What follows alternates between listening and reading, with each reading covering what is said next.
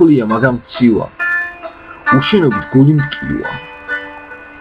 ეზაფხულით მიილევა, ეკტკივილი აწამივა. შემოდგომა დაიწყება. ხეის ფოთლები რომ გასცვივა. ჩემი თმები შემოდგომას რომ ჭაღარით გაივსება. სამთარიცხო მალე მოვა. უშენობით აქ მოთოვა, თოვსაც ღამით დააყინავს.